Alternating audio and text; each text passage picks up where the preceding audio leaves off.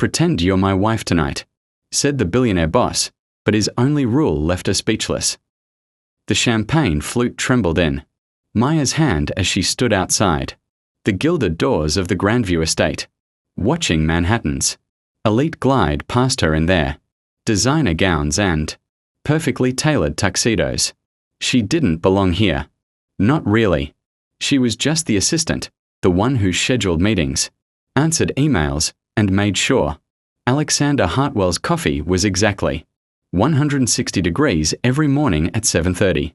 Yet here she was, about to walk into the most exclusive charity gala of the year on the arm of one of the world's most powerful men, pretending to be something she could never be, his wife. Her heart hammered against her ribs as she remembered his words from 3 hours earlier, spoken in that calm, measured tone he used for billion-dollar negotiations. "I need you to do something for me tonight, Maya. Something unusual." She'd expected overtime work, maybe research for an upcoming merger. She hadn't expected this. "Pretend you're my wife tonight," he'd said, his steel-grey eyes revealing nothing. "Just for a few hours.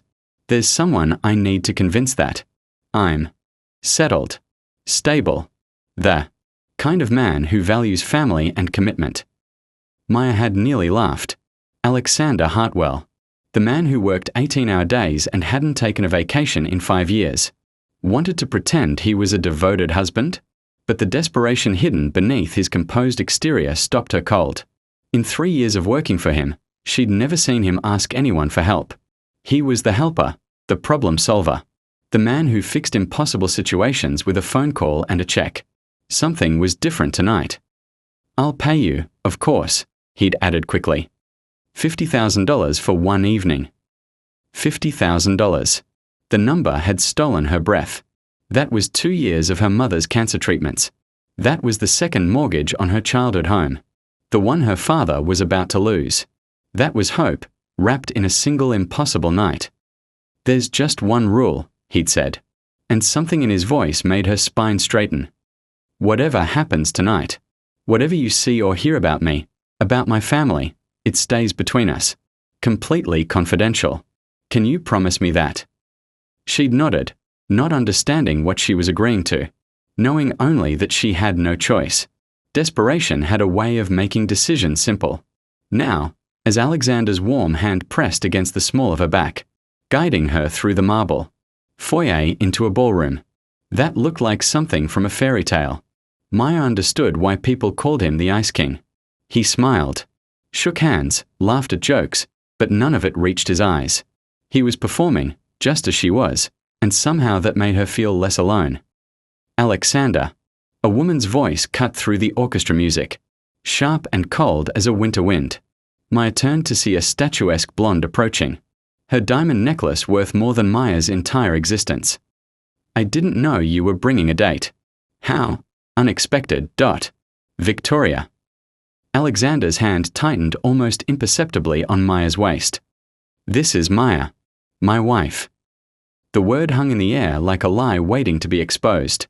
Victoria's perfectly shaped eyebrows lifted, and Maya saw the calculation in her eyes, the measuring, the judging, the inevitable dismissal. "Your wife." Victoria's laugh was like broken glass. "Alexander, really? You don't have to make up stories. We all know you're married to your work." She leaned closer, and Maya caught the scent of expensive perfume and cruelty. "Or are you trying to impress the hospital board? I heard they're considering you for the new children's wing donation. $10 billion is a lot of money, even for you. I suppose they want to see you're a family man before they let you plaster your name all over their building." Maya's breath caught. A children's wing. $10 billion. Suddenly, the puzzle pieces began to shift, revealing a picture she hadn't expected. "Excuse us," Alexander said smoothly, steering Maya away from Victoria's predatory smile. But as they moved through the crowd, Maya noticed others watching them, whispering behind champagne glasses, their eyes filled with the same skepticism Victoria had shown. "You should have told me," Maya whispered as they reached a quiet corner near the terrace doors. "About the hospital donation.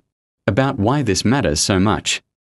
For the first time that evening, Alexander's carefully constructed mask slipped. Pain flickered across his face, raw and real and utterly human. "My nephew," he said quietly, his voice barely audible above the orchestra.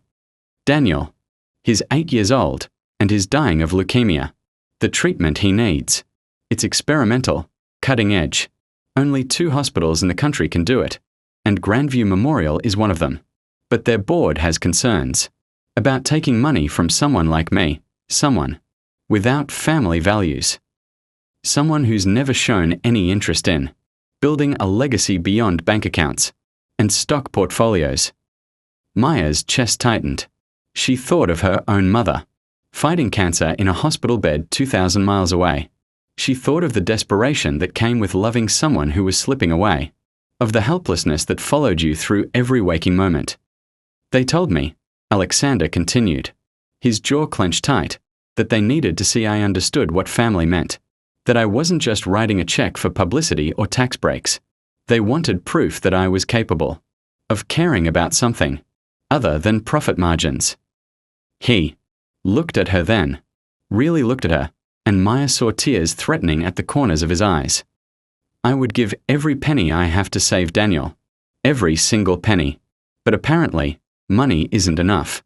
They want my soul. So you asked me to pretend. To pretend I had learned how to love," he finished. "To pretend I was the kind of man who deserved to have his name on a building that saves children's lives." The weight of his confession settled over them like snow. Maya understood now why he'd offered so much money, why he'd seemed so desperate. This wasn't about business or reputation. This was about a little boy who needed his uncle to be someone he wasn't. "There's something you should know," Maya said slowly, making a decision that terrified and thrilled her in equal measure. "About your rule. About keeping tonight confidential." Alexander's expression hardened, preparing for betrayal. "I think," Maya continued, reaching up to touch his face with a gentleness that surprised them both, "that you've been keeping everything confidential for too long. You wall yourself off, pretend you don't need anyone, act like caring is a weakness instead of a strength." She smiled, feeling tears build in her own eyes.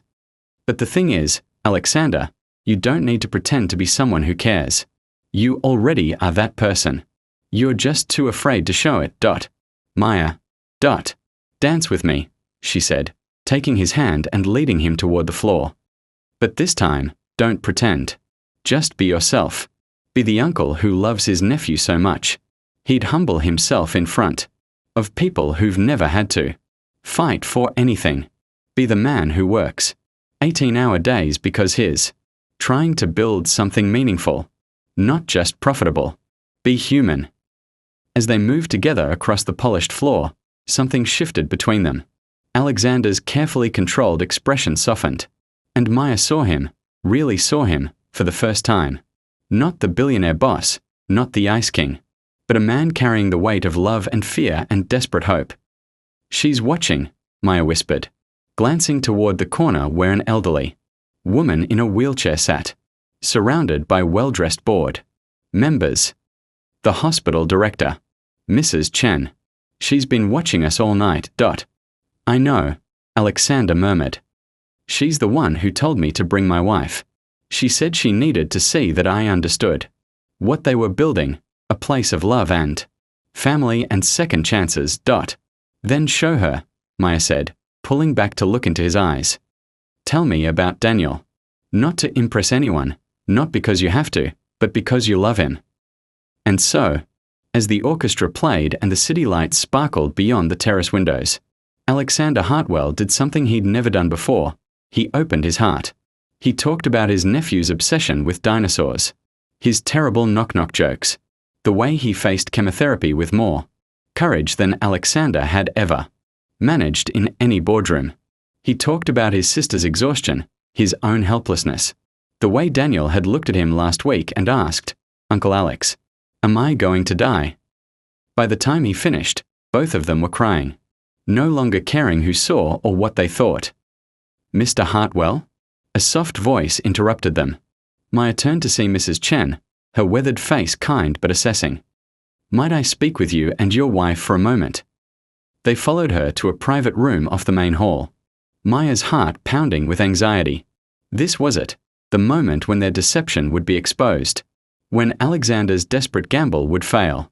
But Mrs. Chen didn't question their marriage. Instead, she looked at Alexander, with eyes that had seen too much suffering, and too many miracles. "I've been running this hospital for 40 years, she said quietly. "I've watched countless wealthy people try to buy their way into legacy, their names on buildings, their faces in brochures. Most of them have never stepped foot in a patient's room. Most of them wouldn't know the first thing about what happens in these halls after the ribbon-cutting ceremony." Alexander started to speak, but she raised a hand. "But you," she continued, her gaze moving to Maya, "you understand. I saw it in the way you held each other on that dance floor. Real love, real fear, real hope. That's what we need attached to our children's wing, not just money, but humanity." She smiled then, and it transformed her entire face. "The board will approve your donation, Mr. Hartwell, and we'll begin Daniel's treatment next week." The sound that escaped Alexander's throat was something between a laugh and a sob. He pulled Maya against him, holding her like she was the only solid thing in a spinning world, and she held him back with equal ferocity, feeling the weight of what they'd done, what they'd become, settling over them like grace. Later, after the gala ended and the crowds dispersed, Alexander drove Maya home through the quiet Manhattan streets.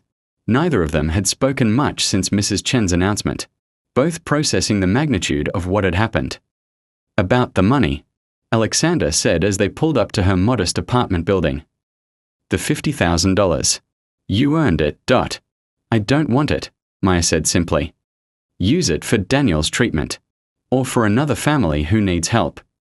He stared at her like she was speaking a foreign language. "But your mother, the treatments, how did you?" Maya stopped, realizing that of course he knew. He knew everything about his employees, their struggles, and their dreams. It was probably why he'd chosen her for this impossible task. "My mom is strong," she said finally. "We'll figure it out. But Daniel needs you to figure it out for him. That's more important." Alexander was quiet for a long moment. Then, "That rule I gave you, about keeping tonight confidential, I'm breaking it." Maya's heart stuttered. "What?"